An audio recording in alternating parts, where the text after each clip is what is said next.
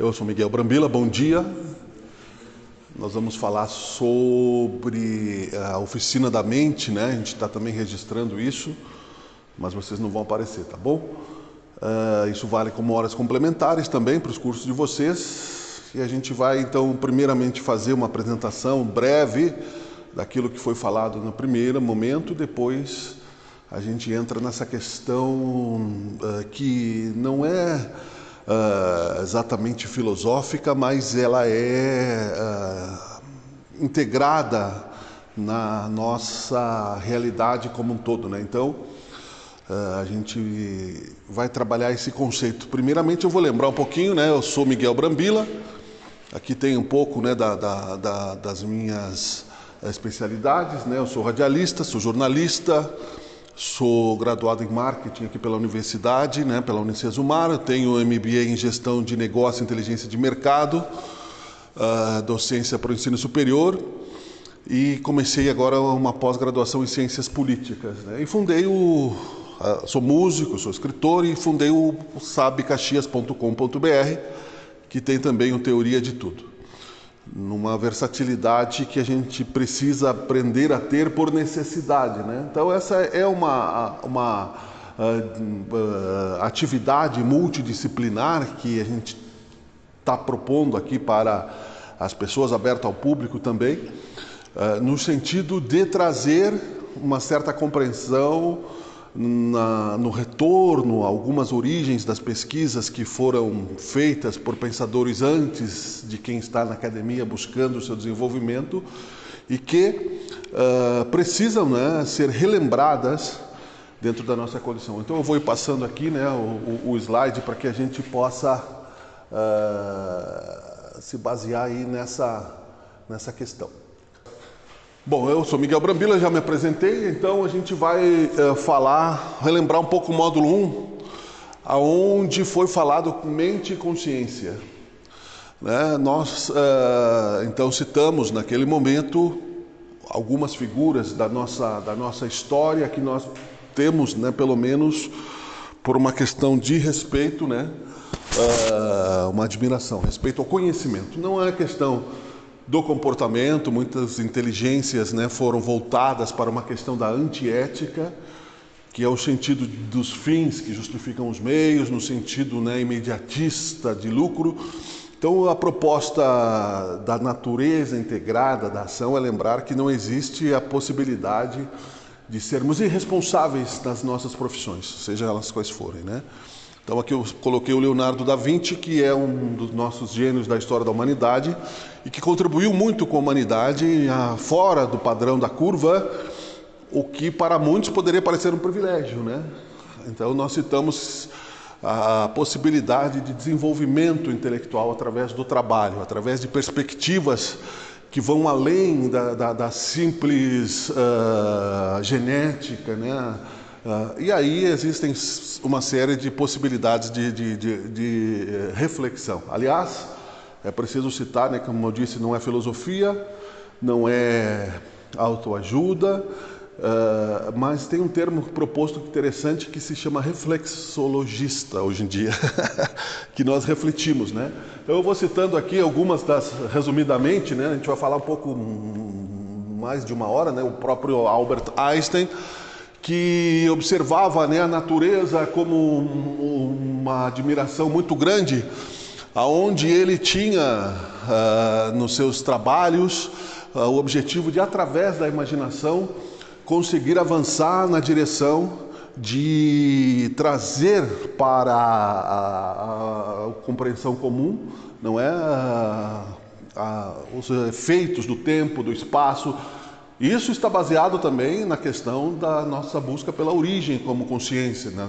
Nós somos consciência, nós estamos vivendo dentro da nossa própria consciência, do nosso próprio universo, inevitavelmente, né? Não tem como ser diferente, você não pode desligar a própria consciência. A gente pode dormir, nós podemos nos iludir com amortecimentos da consciência através, não é, de drogas, através, né, de efeitos alcoólicos, através, não é, de fugas psicológicas, mas a consciência existe, isso é um fato. Então essa consciência é natural que se reflita se ela tem uma origem, qual é a origem, e eu vou usar essa consciência no mercado de trabalho. O objetivo aqui na academia é isso, mas temos que lembrar que a academia não está fora da questão do planeta e do universo, né? Então Albert Einstein nos ampliou o pensamento nesse sentido, colocando a relatividade do tempo e a relatividade de cada um de nós, né?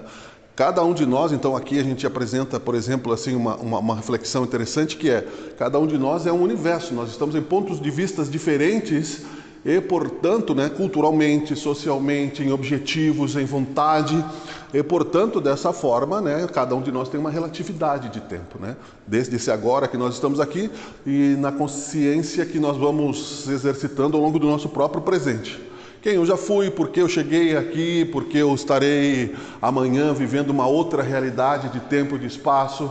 A explicação, por exemplo, do desgaste da matéria, né? Nós vivemos uma matéria, mas ela é consciência, não é? Então, preocupações que fazem parte do nosso necessário desenvolvimento, não é?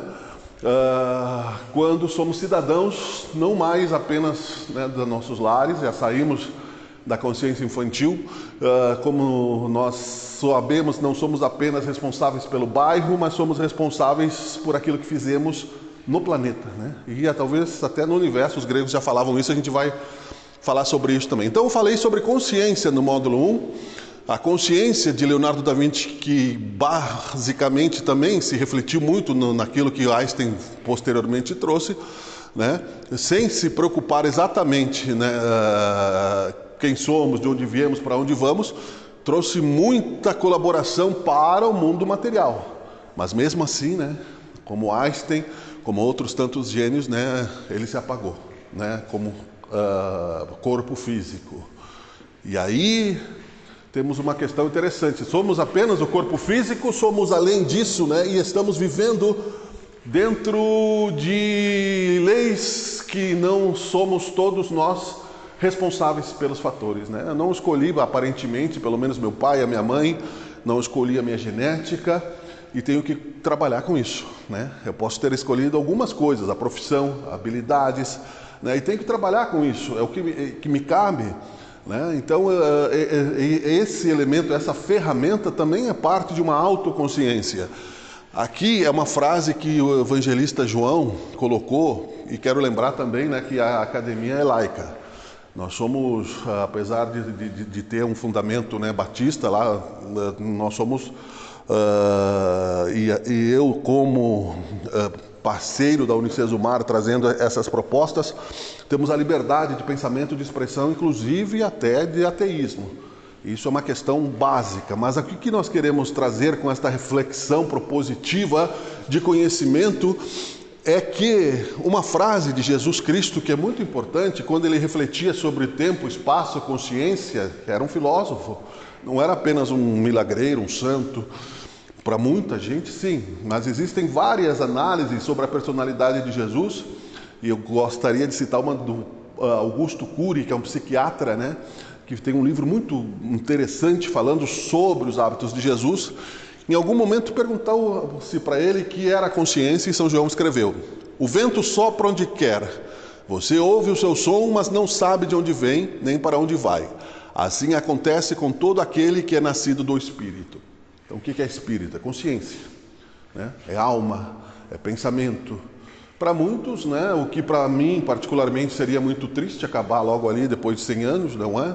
Nosso ex-presidente Fernando Henrique está com sérios problemas de memória, e nós vamos falar sobre memória também, que aliás a memória digital é um dos desafios da humanidade, inclusive na natureza integrada da ação, nos elementos do silício, do ferro e outras questões da transformação industrial, que nós temos a responsabilidade de irradiar e compartilhar.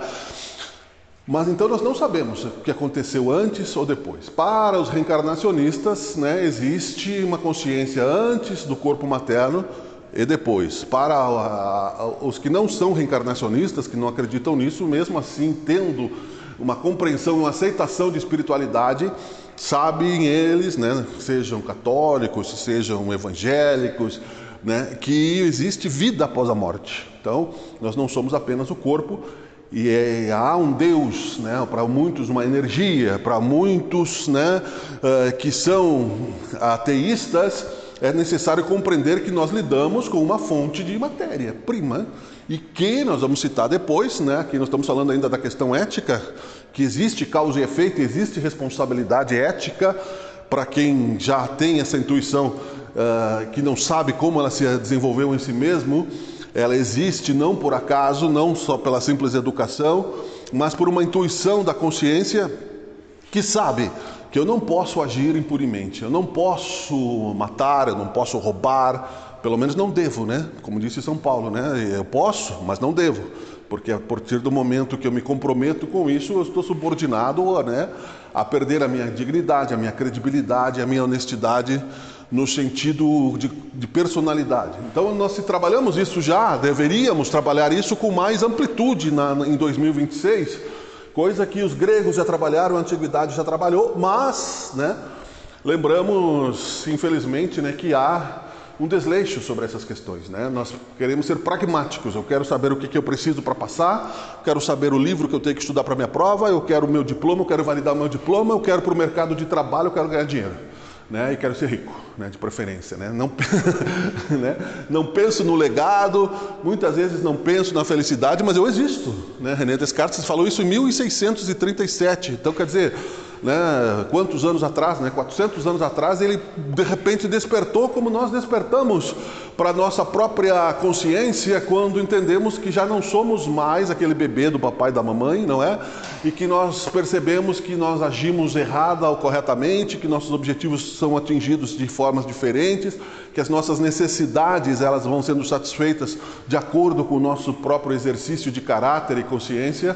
Então eu existo, eu não posso negar a minha própria existência, como eu disse, né, mesmo que eu tente pela embriaguez. Então nós citamos na primeiro módulo, ainda resumindo a primeira parte, a mente de Deus, que particularmente, né, eu considero como a origem, a causa de todas as causas, que nos traz essa condensação de energia que nós vivemos aqui no mundo material. Condensação de energia.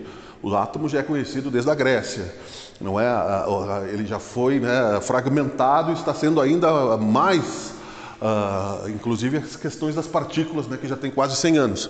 Eu não vou falar exatamente de números e de datas aqui para a gente não cometer erros históricos, né, mas em termos gerais a gente vai compreender o contexto. Particularmente não é possível explicar exatamente como seria a fonte dessa origem. Stephen Hawking chegou até o Big Bang, mas o Big Bang sabe-se que é, né, um buraco negro de alta gravidade, então quer dizer, existe energia ali. Da onde vem a fonte dessa energia, né? Da onde então nós não sabemos totalmente, e a própria ciência ainda não sabe. A religião intui, aceita filosoficamente ou não, mas aí é que se explica um pouco da nossa ética, né? Como é que nós temos memória da ética e por que nós somos diferentes, né, dos corruptos, em parte que seja, né?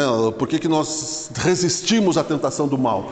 Existem explicações para isso, não somente na educação atual, né? Então a oficina da mente tem esse propósito de trabalharmos mente e consciência, né? Mente, além do cérebro, né? O cérebro é uma ferramenta que, se tiver problemas, né, de circulação, problemas, né, de encanamento das veias, né, pode nos gerar questões motoras, como vazar óleo no motor e nos fazer perder a consciência, né, de agir ou de nos movermos, né? Então, quer dizer, é uma máquina, o corpo é uma máquina, que não foi simplesmente obra da evolução natural, né? Seria também algo muito interessante que o próprio Darwin tivesse resolvido o enigma, né, da evolução das espécies, mas para onde nós estamos indo, né? Então nós não temos controle sobre tudo, e nem sobre a nossa própria total existência. Nós temos uma subordinação invisível, entre aspas, mas que com um pouco de reflexão, e como fazia o Einstein inteligentemente, que disse que chegou à consciência maior do universo, seja como quisermos chamar, através da perfeição da natureza. Como não existe efeito sem causa, se viu que essa natureza perfeita precisava ter uma ordem.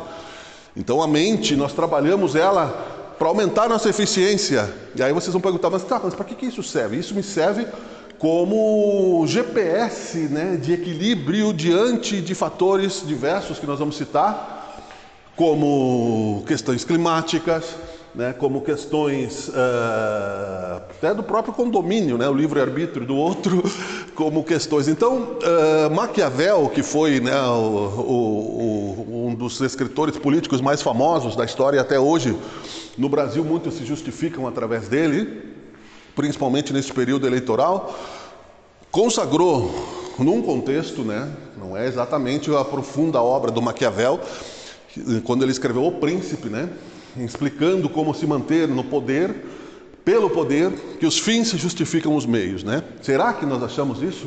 Será que no meu trabalho os fins vão justificar os meios? Eu posso simplesmente, se eu sou um empreiteiro, explorar, né, de forma irresponsável a natureza? Eu posso agir mentirosamente numa campanha eleitoral? Eu posso simplesmente, para conquistar o poder, fingir, mentir, ser demagogo, ser hipócrita? Eu tenho esse direito? Isso vai me trazer responsabilidade ou não? Até que ponto a civilização se organiza nisso? E se isso se transformar num hábito que é forçado muitas vezes, né, pela lei do mais forte, não pela consciência, né, da pessoa que compreende a questão da ética real, que vai além do visível, se percebe que a pressão anti-civilizatória, nesse caso, gera barbárie, é a lei do mais forte, né? O mais forte é que manda, mesmo a aparente civilização existindo por trás dele, por gravatas, por tecnologia, e isso é ruim, né? Isso é ruim para a civilização, isso é ruim para a nossa própria continuidade como espécie. Então nós temos que, como reflexão, colocar isso, né, também dentro de um princípio que Platão já colocava em 2500 anos atrás, né, que apesar de ele ter contradições, como eu disse, não é de cidadania, porque ele permitia a escravidão de certa forma, mas agiu como ele podia dentro de um contexto, não é de uma Grécia contraditória realmente, iluminada em grande parte das suas reflexões, mas obscura em muitas outras. Então a gente tem que saber, como profissional, para atender o cliente, é fato, para atender a mim mesmo quando eu acordo, quando eu deito, para atender a minha ação profissional quando eu tiver um diploma validado, a questão ética que é inseparável da razão. Então aqui nós estamos em busca da razão perdida, não é? Estamos aqui corrigindo nossos atrasos educacionais no nosso país, que é um pouco flagelado na questão, não é, da linearidade. Nós não conseguimos nos tempos corretos saber escolher a profissão. Nós temos questões econômicas a superar, nós temos questões, não é, diversas. Precisamos ir para o mercado de trabalho precocemente. Então, estamos tentando realizar os nossos sonhos através do diploma, né? E isso é muito legal, é razão. Mas ela não pode ser separada da ética, né? Porque o bem deve ser uma necessidade, né, de uma sociedade em transformação, com o desejo de que o melhor aconteça. Não há outro caminho. E o que é o bem, né? Não é você se intitular como uma pessoa de bem, é você agir, você ter resultados práticos disso na sua intimidade também, não apenas, né, na ordem pública. Então Platão já trouxe isso, muito pouco lembrado hoje em dia, infelizmente, por muitos, não é?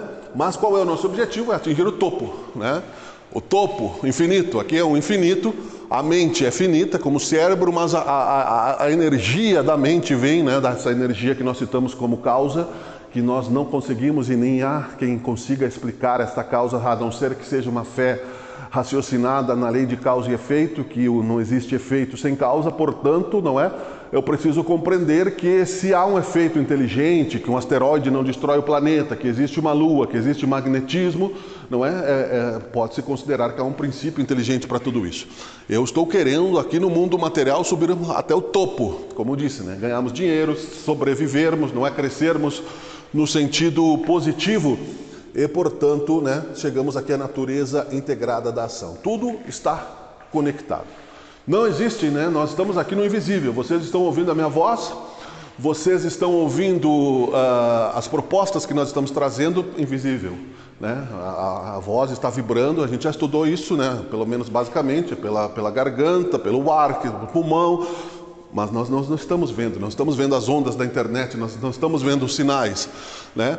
Mas a natureza integrada da ação me faz já saber que eu não sou o centro do universo, que nem mesmo a Terra é o centro do universo, e que nós vivemos um exercício muito elevado de transformação, em busca de bens e de coisas que estão esgotando a fonte da matéria-prima sem tempo de que ela se reconstrua. Então isso faz parte, né, da natureza que nós temos que entender como geração de consciência, e nós entramos então na questão da natureza integrada da ação. Lavoisier foi um cientista que entendeu a necessidade, né, de compreender que tudo se transforma, né? Não criamos a matéria, não criamos a energia, não nos autocriamos, né? Se eu pudesse me autocriar, talvez eu tivesse, né, outro endereço, outro CPF, outra constituição biológica. Nós nos replicamos a partir de que nós saímos da máquina perfeita que é o útero materno, das células, né, integradas do pai e da mãe, e de uma programação embutida na célula que é o DNA, que nós podemos comparar com uma programação de uma linguagem de computador. Percebemos que nós só trabalhamos com a matéria que nós já temos, o barro, né, a energia que vai se transformando cada vez mais, né, na sua variedade pelas frequências que nós temos hoje. Um exemplo, né, dessa energia invisível é o link do computador. Uma frase de computador, seja ela qual for, do YouTube, por exemplo, nos manda para um determinado universo. Se eu mudar uma vírgula, vai para outro universo. Se eu mudar um ponto, então a matemática também é parte dessa questão invisível e quântica e magnífica que é o conhecimento humano. Como é que nós chegamos a isso? Como é que nós estamos sendo gravados, filmados? Como é que eu estou trazendo isso tudo como conhecimento e como memória? E será que isso começa cada vez que nasce? Precisa nascer um gênio sempre para continuarmos de onde paramos? Ou nós temos uma certa gestão de conhecimento na memória da humanidade que vai além, não é? O que explica bastante a ética. Então, nós temos essa responsabilidade de trabalharmos numa energia que não é nossa, que nós não criamos. Porque se a energia fosse minha, eu me mantinha vivo eternamente, né? As minhas células iam se replicar positivamente, né? Eu não ia envelhecer e eu não ia morrer fisicamente. Então eu não tenho controle sobre isso, eu não tenho controle sobre meu intestino totalmente, sobre os batimentos cardíacos, né?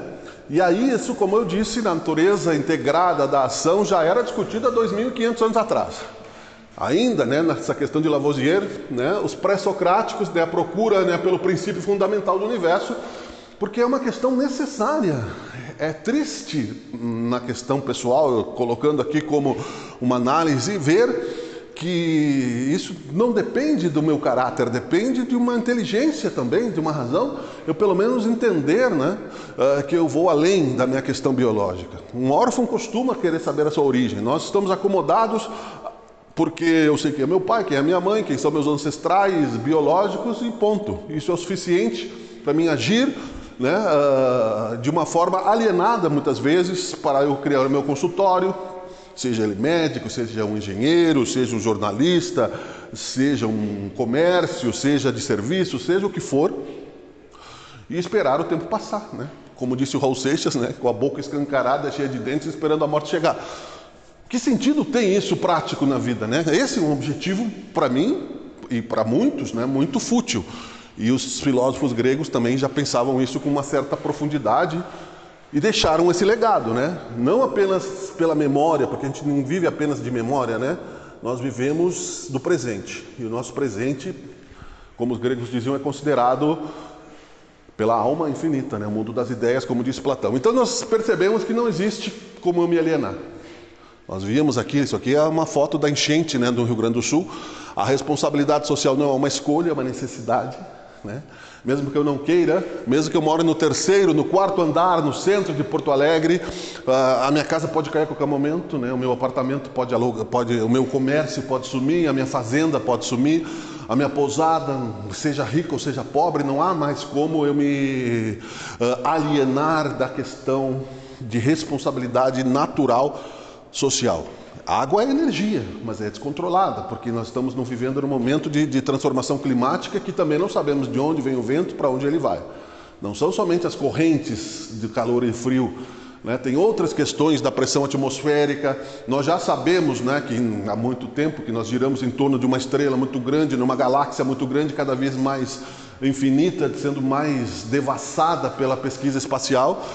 E no microcosmos, porque a gente vai também lembrar o que está em cima está embaixo, também nós estamos vivendo essa integralidade, essa compreensão. Então, quando eu uso um copo descartável no meu escritório, eu tenho que saber o destino que ele vai ter. né? Quando eu uso, né, a energia elétrica, eu tenho que saber a responsabilidade de onde que ela vem, como ela vai. Por exemplo, se eu moro num condomínio onde há um compartilhamento da água, por que eu vou economizar água no meu apartamento se todos vão pagar? É a mesma coisa, né? Todos pagamos, né? Dilui-se por 8 bilhões de pessoas, dilui-se por fronteiras que uns acreditam, né, no aquecimento global, outros não, e acham, né, que no poder das leis se pode determinar que a natureza obedeça a isso, não é? Mas nós já vimos que não é possível, né, eu largar um sofá no córrego e achar que isso não vai ter consequência, né? Nós temos, inclusive, que saber, por exemplo, né, no caso de países mais inescrupulosos, e isso é fato, né, nós não sabemos o submundo das coisas, tem, para citar um foco de documentários muito interessantes na Netflix, que é Rotten, ROTTN, que fala sobre as questões diversas, né, do lixo, do cacau, das máfias, fala do abacate na Colômbia, fala da cana na Flórida, da exploração, fala do cacau, eu falei do cacau, né? Não, cacau na Bélgica, enfim, do inescrupuloso mafioso que quer simplesmente o dinheiro pelo dinheiro, o lucro pelo lucro, né? E isso não é mais possível. Fibonacci, né, ele não chegou a ser um gênio, mas ele teve uma observação muito inteligente. Ele descobriu na natureza um padrão. O padrão de Fibonacci é encontrado no girassol, no caracol, por acaso, né, e em outros vários elementos, né? Um italiano, né, Leonardo de Pisa, que citou aqui também, né, o Fibonacci, a fórmula de Fibonacci, né, na natureza a ordem surge do crescimento. Na matemática, a sequência de Fibonacci revelou esse padrão.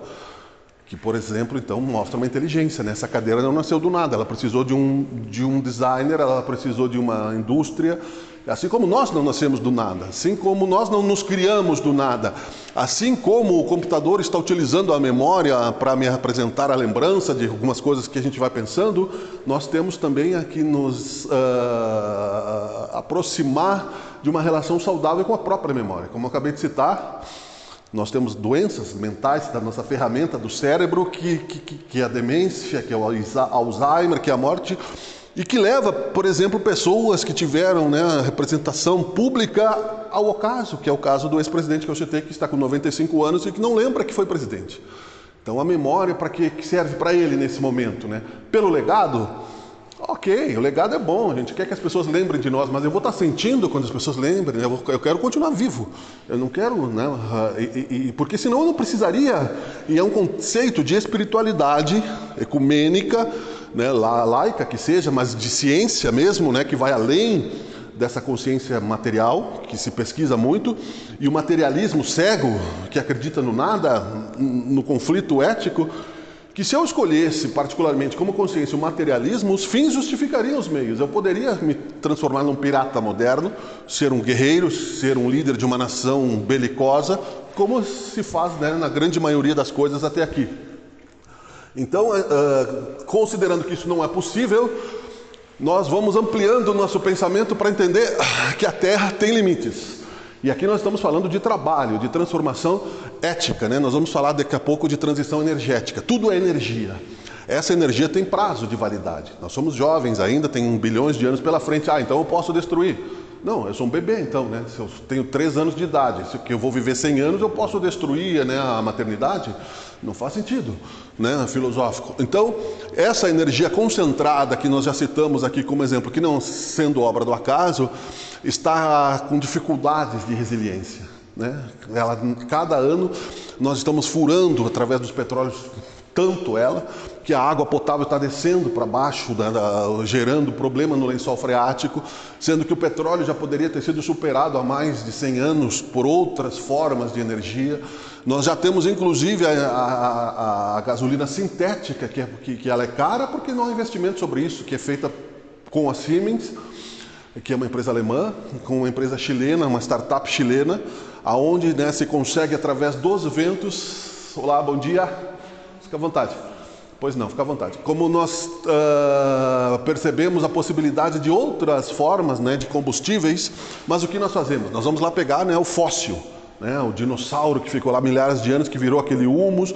Nós vamos furar, porque desde o tempo dos Rockefellers, no século XIX, virou uma commodity mundial. Então nós estamos hoje, né, sofrendo, né, lá no Irã, por causa, né, do estreito que leva o petróleo para o mundo, e aí aumenta a gasolina aqui, aí se coloca mais álcool na gasolina aqui, e vai aumentar o preço, né, que você vai ter que cobrar do cliente depois também, né? Então tudo é interligado, economicamente também. Veja que quando a gente fala nessas questões, nós estamos falando da célula-tronco, que nos trouxe, a célula-tronco, sabe-se que é a base que depois ela, do organismo, né, que depois ela se dissocia em células neuronais, células epiteliais, células diversas, né, no nosso organismo.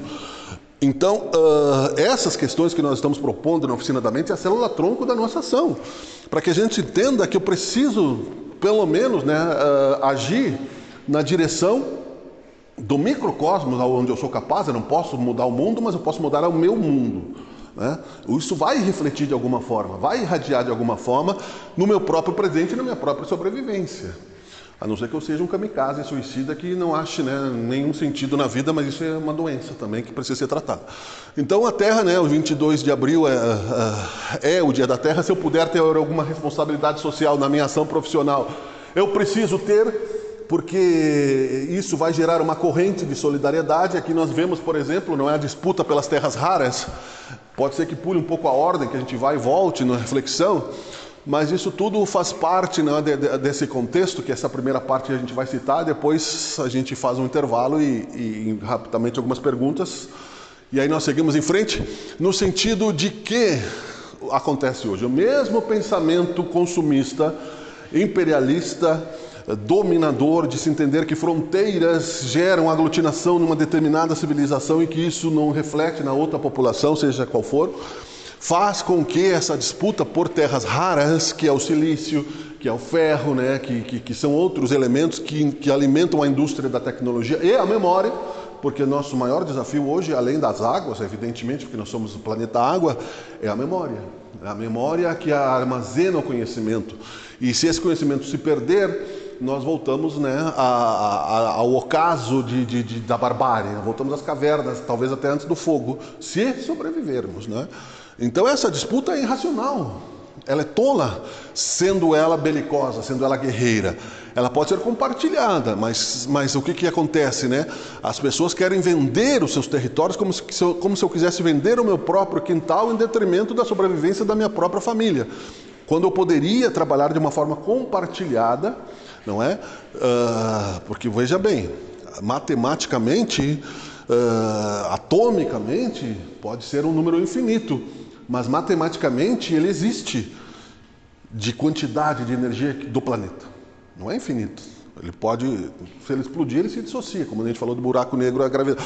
Um amigo, aliás, que esteve aqui numa entrevista e lançou um livro, que está ali embaixo até, né, sobre 150 motivos para se entender a matemática de Deus, e ele é da Igreja Carismática, até só para citar, não, que é ecumênica a questão, mas ele é um cientista que é caxiense e trabalhou numa empresa famosa de Caxias, que em 1980 ele criou uma máquina que foi posteriormente vendida para a NASA e que até hoje é usada, não foi superada a tecnologia dele, né? Que eu não vou saber explicar, porque é uma máquina de fusão que chegou a quase 100%, né, de fusão atômica para suportar pressões, né? Foi vendida para o mundo inteiro, mas ainda não foi superada a tecnologia dele. Então ele coloca uma questão interessante, que é uma questão do Big Bang. O Big Bang, nós sabemos, né, que é o universo, para o Stephen Hawking, considerado a origem deste universo, que é um centro de alta gravidade, né? Mas numericamente, no número lá bem grande, se fosse um pouquinho mais para a esquerda do número, ou um pouquinho mais para a direita, o universo não existiria. Então veja que é uma precisão científica nisso.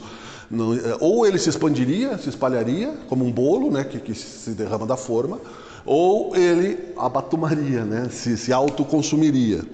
Então veja que no universo amplo, né? Então veja que nós não estamos aqui captando todas essas questões por acaso.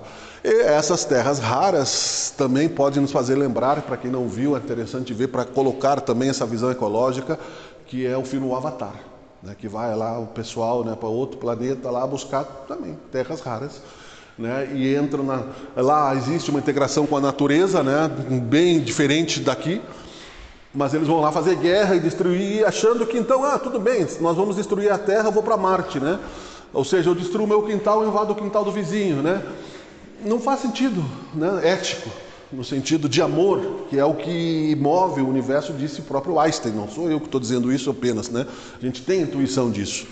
O que tem a ver o amor com a ciência, né? Nós entenderemos que é uma forma também de consciência, de pensamento e de energia. Nós estamos usando, inclusive, energia, a natureza nesse momento está integrada porque tem oxigênio na sala. Se não tivesse oxigênio, nós não teríamos como estar aqui conversando, sobrevivendo, pensando. A energia do café que eu tomei, do açúcar que eu tomei, ela está se transformando dentro de mim em ação. Então há uma integração natural de tudo que eu faço, tudo é natureza. Isso a gente tem que compreender porque o asfalto, o concreto, o plástico e o silício, não é? E a tecnologia não nos afastam da natureza. Nós precisamos retornar a esta relação de equilíbrio. Como o progresso é muito grande, muito amplo e a necessidade de criar, vender numa forma desenfreada não atende à necessidade de todos, porque senão haveria uma distribuição de renda melhor, nós estamos então cada vez mais distantes dessa ecologia consciente de uma economia consciente. E aqui, não sei se vocês enxergam bem, quer que eu apague a luz aqui, fica melhor ou não? Dá para ver? Dá para ver? Então tá. Aqui, né, a terra destruída pela indústria, né, a fumaça, né, que começou, depois tem um outro card, né, isso vai estar à disposição também na página do Facebook, tá, quando vocês quiserem esses cards, que é a Oficina da Mente Racional no Facebook. A transformação da indústria, então, neste processo, né, matando peixes, matando terras, desde a Revolução Industrial não se chegou a esse momento, não é? E algumas citações aqui, né, em números e estatisticamente falando, que o progresso, né, acaba nesse avanço ladeira abaixo, nos levando ao fim de uma civilização. Thomas Malthus foi um negacionista, né, um negativista da questão futura, que foi um filósofo, economista do século XIX, que dizia que na proporção que nós crescemos não ia ter comida para as pessoas. Sendo que nós temos hoje máquinas, né? Nós temos produção em grande escala. A comida, se não tiver para as pessoas, não é uma questão de produtividade, é uma questão de egoísmo. É uma questão de controle político, né? E aí nós não podemos abrir mão da nossa consciência social de trabalharmos no sentido integrado, como nós temos dito. Então a Revolução Industrial começou, né, com o tear lá nos anos, no século anterior ao 19, 18, já em 1760, começaram-se, né, a entender a possibilidade de produzir em maior escala, aqui as fábricas. Nós tivemos então, né, algumas escalas, saltos quânticos, não é? De 1760, eu quis fazer aqui um recorte do tempo até 2026, porque nós vamos citar aqui também uma questão muito interessante, que é, até aqui nós andávamos a cavalo. Aqui é a máquina a vapor, né, o trem, que começou, depois o tear, e depois aqui o microscópio, a internet, a robotização. Aqui a internet em 2000, mas aqui já começou a nascer a internet, não é? E hoje nós vivemos a era da inteligência artificial, que cada vez mais acelera o conhecimento, acelera a nossa necessidade de atualização, para inclusive sobrevivência no mercado de trabalho, para não sermos englobados, não é? Pela falta de clientes, vamos dizer assim, já que eu quero fazer esse link também, sendo que nós estamos aqui trabalhando, né, pela nossa própria qualificação profissional. Então aqui, é claro, precisava o maquinista, precisava o tear, depois foi se especializando, mas não vamos perder profissões. São outras questões, né? Elas vão se transformar.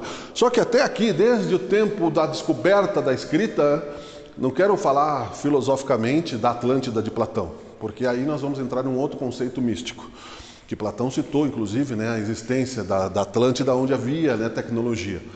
O que é bem lógico, se nós observarmos, por exemplo, na questão da memória, que houvesse uma hecatombe digital e que a memória se perdesse, nós voltaríamos de novo a repesquisar tudo que foi perdido. Então, toda a nave espacial, toda a eletricidade, toda a internet, né, o plástico rapidamente se degradaria, sobrariam só pedras, só hieróglifos, né?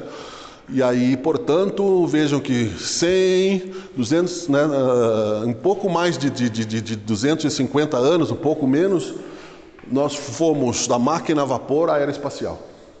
Né? Isso explica o quê? Aonde nós vamos parar nessa velocidade de conhecimento, inclusive, né? Não tem nem regras. As regras, por exemplo, para a eleição com relação à IA foram feitas agora, porque não se sabe ainda o que isso pode trazer.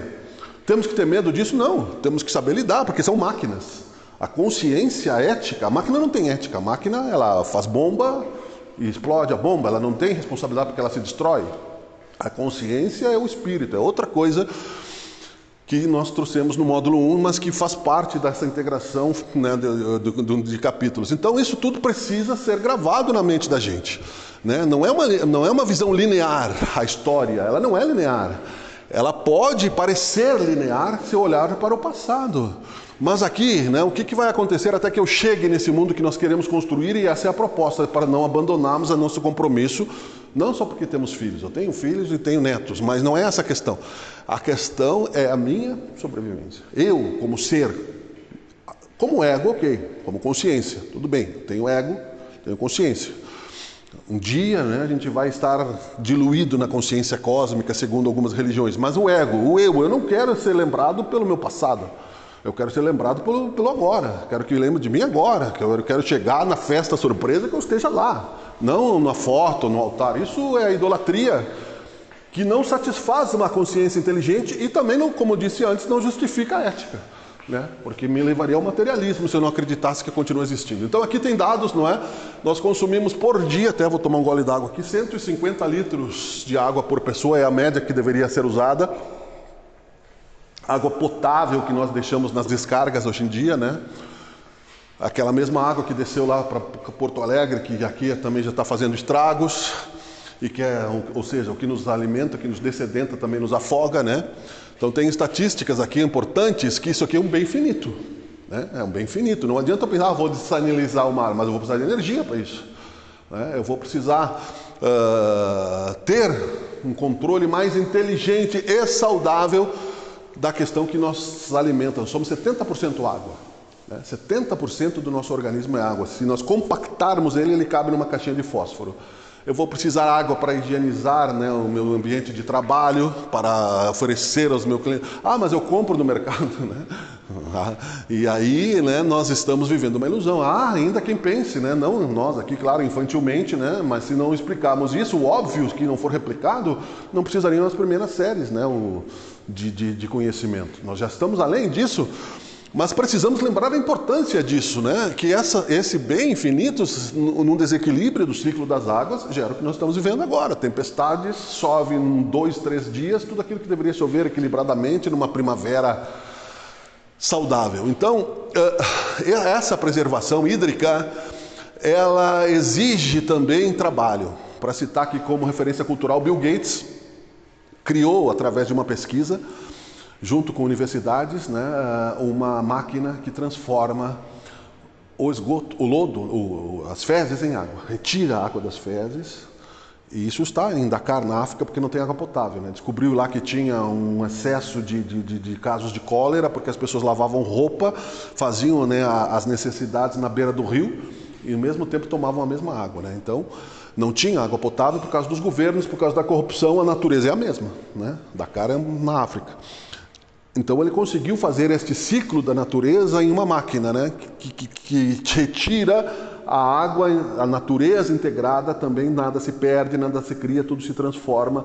Ele conseguiu então trazer isso como exemplo. Não se fala muito nisso, não se fala na gasolina sintética, a transição energética é pouco falada, que se fala, né? Na questão, né, da polaridade e da radicalização política, né, e social, aonde nós não conseguimos ir além disso para uma construção melhor. Então aqui não é bem a cara do Guilherme Arantes, mas ele escreveu uma música muito legal, que é Terra, Planeta, Água. Nós somos mais água do que terra e é o nosso bem maior. Né? Nós podemos ficar sem comer uma semana, sem tomar água um dia, a gente começa, né, a desintegrar, literalmente a desintegrar. Né? Quando a gente fala o que está em cima, o que está embaixo, Hermes Trismegisto foi um filósofo da antiguidade que compreendeu isso. Nós já paramos para pensar, ou não, talvez, a questão de uma célula. A célula, ela é uma soma de sistemas, ela não nasceu como uma única célula, né? Ela foi se aperfeiçoando antes da questão biológica, as amebas, depois os aminoácidos apacentaram-se, né? e passaram a trabalhar em conjunto. Não é obra do acaso. E formaram um sistema, né, de integração que nos mantém vivos, porque as nossas células nos mantêm vivos e conscientes. Eu posso ir para casa abraçar minha família, porque há um sistema dentro de mim que eu nem sei como está funcionando, que é a minha reprodução celular. Que se ela se revoltar, ela me mata. Se houver um problema na questão da replicação, através do câncer da célula que se revolta, se houver um defeito da célula, né? E como há um processo de desgaste natural dessa energia que nós não sabemos de onde vem, como eu disse no começo. Não sabemos para onde vai, mas no entanto existe, portanto ela existe, eu penso, logo existo, e eu não posso negar a minha própria consciência. Ela vai desde o nascimento, numa alta velocidade de metabolismo, até o envelhecimento, gerando, né, cada 7 anos, uma renovação constante de células, né? Então, é o microcosmos. Se isso existe no microcosmos de uma forma tão perfeita, e além disso no átomo, né, que também é organizado em camadas de energia e no invisível, na energia subatômica, né, o que está no alto também reflete-se isso. Então não é uma simples ilusão, é matemática, é física, é química, e não pode simplesmente ser obra do acaso, como muitos ainda acreditam, né? Então isso é coisa do passado, isso que eles intuíram sem tecnologia, que a gente está falando em termos de compreensão visível do microscópio, dos né, telescópios, das naves espaciais, que há um universo organizado e que essa ordem existe. E, portanto, eu preciso, ao mesmo tempo que eu higienizo as minhas células, né, que eu retiro a célula morta da minha pele, que eu preciso da água para tomar banho, porque senão né, o micro-organismo vai me matar também, ele vai querer sobreviver a mim mesmo, né, a bactérias perniciosas, porque elas são algumas necessárias, né, para a nossa sobrevivência. O universo infinito também está nos influenciando, e nos influenciando também no nosso trabalho, está nos influenciando também no produto que eu vou criar. Eu citei na outra vez, né, o Leonardo da Vinci, num desespero econômico que estava, né, quando se vivia dos mecenas na época dele, que eram os patrocinadores dos artistas, precisando de emprego, escreveu uma carta para o rei, dizendo: eu sou especialista em fazer catapulta e armas de guerra. Veja o desespero de um gênio. Né? Então, quer dizer, ele não tinha compreensão ética, né? Ele escreveu inclusive um código de ética para a época medieval, que era falta de educação matar o inimigo na mesa do banquete. Então, quer dizer, se tu quisesse matar alguém, tu tinha que tirar a pessoa da mesa e matar ele lá fora. Mas podia, né? Porque havia um... Né? Então, nós temos que também pensar isso, né? Essa questão, tá? Eu vou citando aqui rapidamente para que a gente conclua também.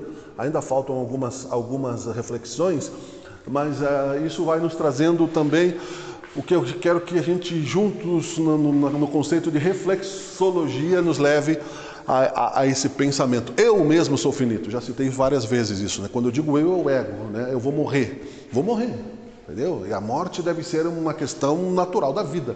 Para isso nós já temos o princípio de religiões civilizadas, né? Mesmo que a gente tenha liberdade de expressão, meus filhos são ateus, se dizem ateus, né? E o meu enteado é evangélico, mas os meus filhos se dizem ateus, né? Eu sou cristão, mas eu respeito cada um. Minha esposa tem lá outros pensamentos, cada um tem o seu direito de agir hoje em dia, porque há necessidade, né, de uma compreensão civilizada. Mas há também a integração silenciosa entre isso. O próprio pensamento, né, ele pode levar à construção ou à destruição. Existem já, não sei se vocês já viram, pesquisas de moléculas d'água, né, que com determinada vibração elas ficam cristalizadas e bonitas, e com outras elas ficam totalmente, né, descontroladas, porque isso afeta, né, o movimento atômico e afeta, né, a estrutura orgânica dela. Então, qual é o meu legado, né? Como pessoa, na família, eu vou deixar um legado. Ok, bom ou mal? Fui mau pai, mau filho, mau irmão. Como cidadão, eu vou deixar um legado. Como profissional também, né? Então, eu quero ser o melhor profissional.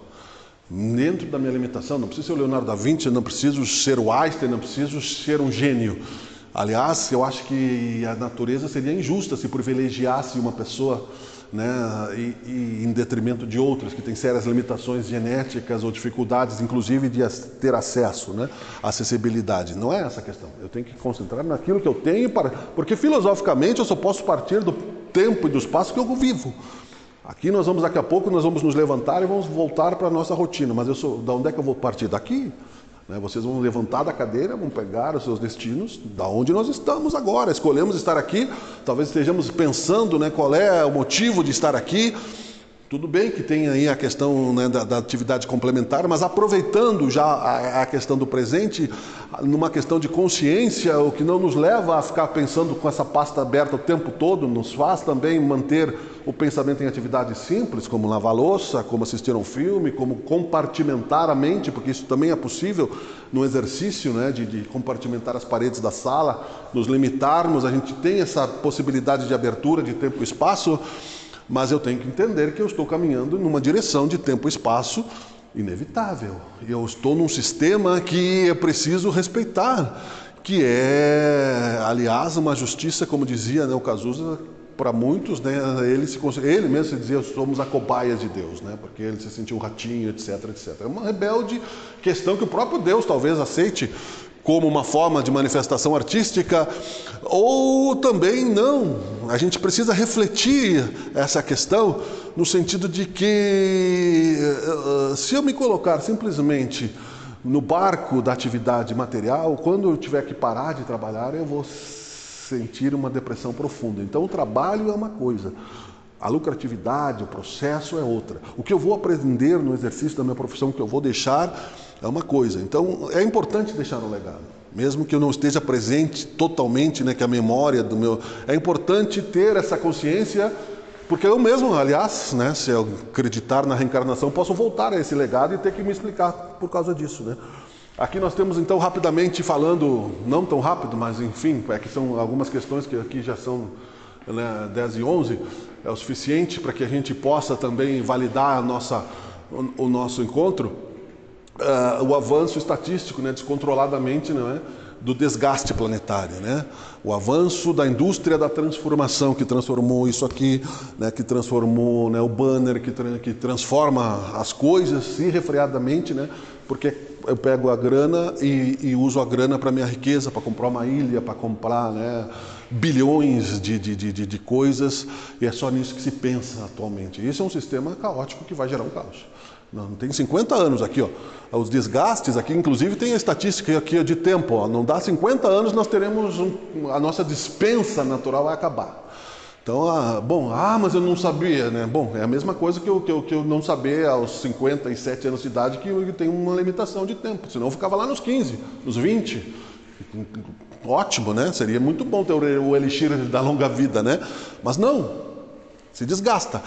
Existe possibilidade de mudar? Existe. Como? Fazendo guerra? Não. Paz, como Gandhi, mas agindo. Eu me envolvo de alguma forma no meu trabalho, na minha vida pessoal, em plantar uma árvore, em melhorar um pouco a proposta de transformação ecológica no sentido positivo, o que os capitalistas chamam, não que eu seja anticapitalista, mas os capitalistas radicais, porque existe uma forma de capitalizar essa energia de uma maneira resiliente, né? Que não sejamos chamados de ecochatos, né? Mas talvez de ecoconscientes, que é melhor. Porque o ecochato é aquela pessoa que fala sem agir muitas vezes, né, e só gera o conflito. O Gandhi, vocês sabem que ele sentou na beira da praia e não reagiu, né, à violência dos soldados ingleses, então, e outros tantas na história, né? Então há uma limitação, né? É evidente que não é assim, né? Aqui está bom e aqui está mal, isso está espraiado, né? Está um processo de desertificação aqui na Serra Gaúcha. Nós tivemos aí a tempestade em São Paulo, tivemos tornado aqui no Rio Grande do Sul que não existia antes. E não é para gerar pânico, tá? É só para que a gente saiba que a natureza dá sinais, são sintomas que as inflamações nos dão, né? Quando eu tenho algum tipo de gastrite que eu preciso ir no médico, quando eu tenho algum tipo de dificuldade que eu preciso, né? Então aqui a responsabilidade de quem age no mercado de trabalho, seja ele qual for, na utilização dos recursos naturais, é ampla, é tal qual você agir de acordo com o teu diploma. O médico não pode agir sem o diploma porque é exercício ilegal da medicina, mas ele tem responsabilidade pela receita que ele dá, ele tem responsabilidade pela indústria farmacêutica ao qual ele é ligado, se ela é ética ou não. Se é uma indústria de beleza, eu não posso oferecer produtos, né, que sejam, não devo, né? Poder eu posso, mas eu não deveria, se eu tenho um conhecimento ético para as pessoas, ao biofarmácia, que sejam baseados em trabalho infantil, em explorações, né, que sejam lá na China, mas eu não estou vendo, né? Mas lá na Coreia, seja onde for. Então, essa responsabilidade que nós acelerarmos como consciência vai nos levar, sem tantos sobressaltos, a um novo mundo. Isso é a questão. Agora a gente vai passar, a gente problematizou aqui, colocamos a questão ética e vamos levar a questão de esperança. Porque existe, né? Nós não estamos fadados ao final do planeta. Nós vamos nos reconstruir em algum momento, essa chave vai virar porque as pessoas vão percebendo que é possível viver em paz com as questões materiais, numa transição energética que já está acontecendo em alguns momentos, mas que precisa quebrar, né, alguns cartéis, né, que vão se autodestruir canibalisticamente. Então, temos que pelo menos ouvir. Ouvir transforma a consciência, né? Não quer dizer que eu vá agir com perfeição a partir de agora. Isso é impossível. Não existe uma evolução linear. A partir do momento que eu estou estudando uma questão, que eu estou recebendo a informação sobre essa questão, o meu cérebro não pode mais negar, a não ser que eu perca a memória, né, que essa informação está dentro de mim. Então, esta informação vai fazer com que eu baseie meus julgamentos a partir de acontecimentos, a partir de uma notícia, a partir de um fato, a partir de que os japoneses, por exemplo, continuam limpando os estádios na Copa do Mundo, porque já perceberam a importância disso, que um terremoto no Japão faz com que eles mudem, né, rapidamente 300 mil pessoas de lugar e morra uma pessoa por uma dificuldade que aqui é bem difícil, que isso, né, morrem rapidamente, né, ou na Venezuela, como aconteceu, né, porque há ali a corrupção ainda envolvida. Eles já entenderam pelo menos a questão da integração social holística também no ambiente de trabalho, no ônibus, no metrô, como eu disse, no condomínio, na rua, né? Ao invés de eu jogar o meu copo plástico pela janela do carro, eu vou juntar, vou separar o lixo recicladamente, vou pelo menos tentar agir, né? Aqui, infelizmente, em Caxias, a nossa reciclagem ela é questionável, porque se você olhar um container aí, está bem complicado, tudo misturado, né? Mas existem, por exemplo, aqui em Caxias, uma ONG ao qual eu faço parte também, que é o Caxias Lixo Zero, que faz muita coisa legal, né? Seguidamente se tem aí atividades no centro que tu leva lá lixo digital e é reciclado, e é uma economia compartilhada para comprar ração, para fazer caderno, é um futuro de pessoas jovens e idosos, não importa a idade, que fazem parte, existe em todo o Brasil, lixo zero, né? Eu estive recentemente na Vidroforte, num evento jornalístico lá, e o vidro ele é 100% reciclável, com 30% de gasto de energia na reciclagem, né? É mais barato reciclar o vidro do que produzir o vidro. E nós não sabemos disso, né? Então a natureza precisa ter a compreensão, como eu disse no filme Avatar, é a espiritualidade e a integração. Eu sou natureza, né? Não quer dizer isso que eu tenho que virar aqui um guru da floresta, né? Não quer dizer que eu tenho que ir lá, né, ficar... porque eu particularmente não consigo, eu sou hiperativo, eu dormiria, né, se eu ficasse assim, né? Eu preferiria então estar nadando, estar correndo, tá? Mas claro que isso é uma questão pessoal. Mas sim, eu não tenho... a água que eu bebo vem da onde? Vem aqui da Maia. Sim, mas vem da onde? Ela choveu, ela pode vir da Austrália. O vento vem da onde? Então, eu estou falando só em termos de planeta Terra, aqui, da nossa reconstrução. Então, essa gratidão também me traz prosperidade, né? Me traz prosperidade porque assim eu vou poder compartilhar esse bem-estar, essa integralidade, e que vai naturalmente, porque sabe-se, né, hoje em dia, pelo movimento atômico, como se tem a molécula da água com uma boa vibração e ela com uma má vibração, que se eu sou água, e se essa vibração dentro de mim também existe, eu vibrando num pensamento que afete a minha questão material mesmo, a quantidade de energia que eu carrego, eu vou atrair melhor realidade, melhor condição de ação, melhor colaboração social, e vou reconstruir de uma maneira mais eficiente, como os japoneses que não chegaram ao acaso, né, na questão antiterremoto. Eles sofreram para isso, né? 1, 2, 3.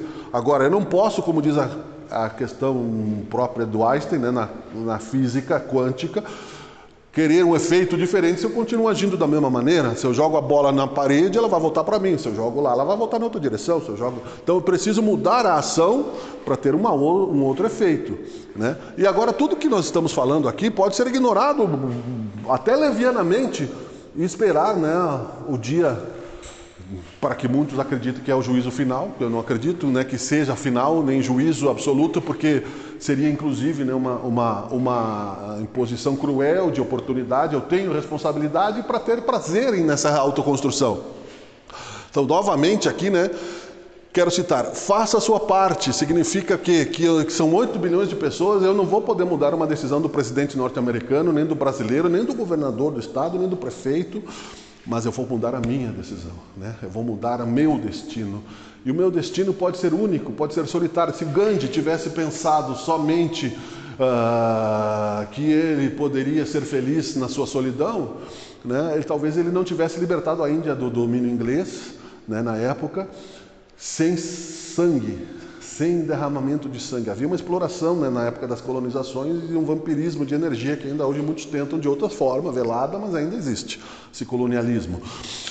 Então ele conseguiu fazer isso por uma responsabilidade social e ética, né? Então a nossa parte eu posso fazer dentro de mim, dentro do meu dia a dia, o que vai, como disse, né, como se sabe, né, por exemplo, no exemplo de mercado, eu vi aqui o Big, não tem mais, agora são os clubes, né? O Carrefour, depois eu criou um outro conceito. Chegava, até recentemente ainda assim, a padaria do Carrefour está aqui e a peixaria está lá.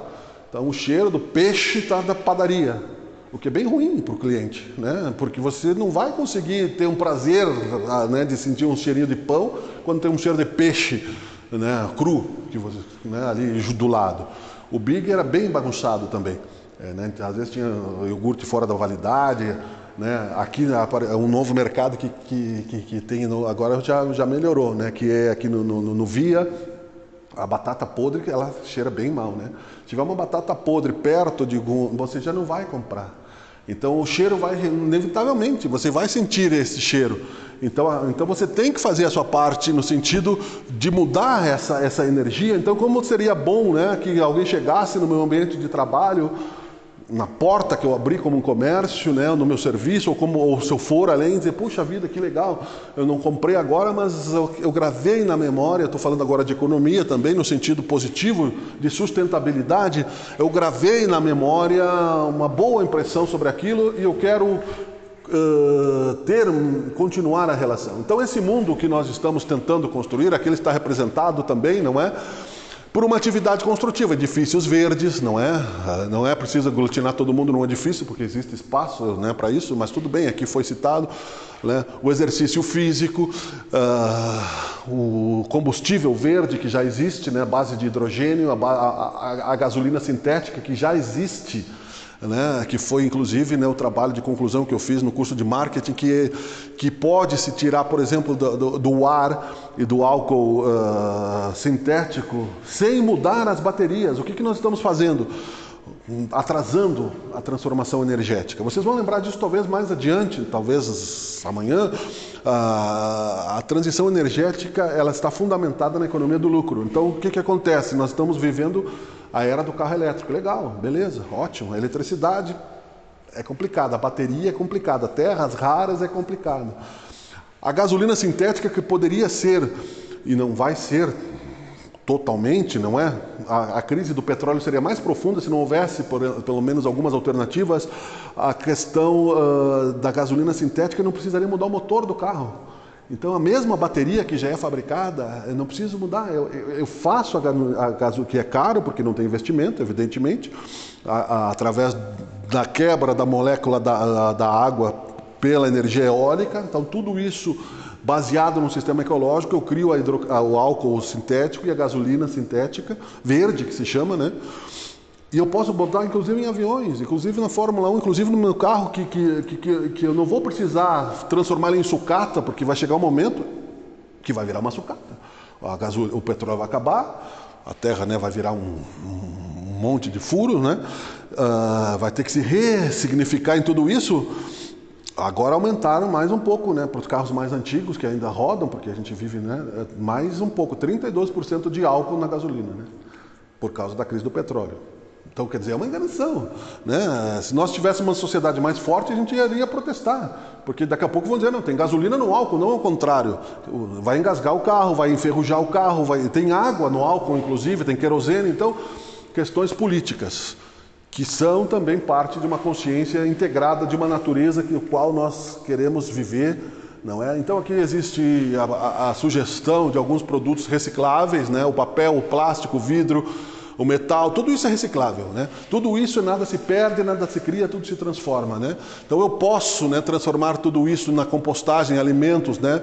Eu fiz um cálculo no meu quintal lá onde eu morava no bairro, agora eu moro no centro, um quintal de 10 por 20, né? Onde eu plantei umas 6 árvores, todo dia eu separando o lixo em casa, acho que 1,5 kg de lixo, em 10 anos eu reciclei 4 toneladas de lixo, só jogando e enterrando, né? Só isso. Entendeu? Eu, sozinho. Então, imagina 8 bilhões de pessoas, o que nós podemos fazer para ser feliz? Você vai comprar uma maçã hoje, não tem gosto, porque ela é produzida em alta escala, sem adubos, né? Porque uma das questões também que se está discutindo politicamente são os fertilizantes. Aonde nós poderíamos já ter, né, uma produção de fertilizantes mais bem organizada, e vamos falar de país, de Brasil, mas não temos por falta de consciência, né? Por falta de vontade.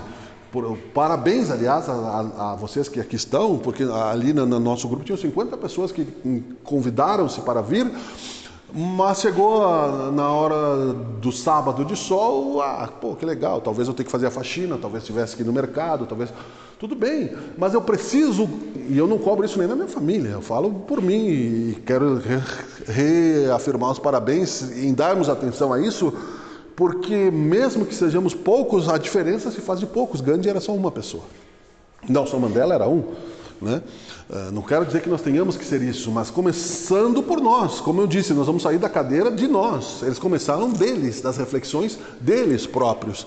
Então aqui a questão de produtos recicláveis, que é bem fácil de se achar a possibilidade e níveis de envolvimentos possíveis. Aqui é uma nova lembrança, não é? De que a transição energética é urgente, possível e necessária, né? Eu preciso sair dessa revolução industrial ao qual, né, muitos já não fazem parte das grandes indústrias, né?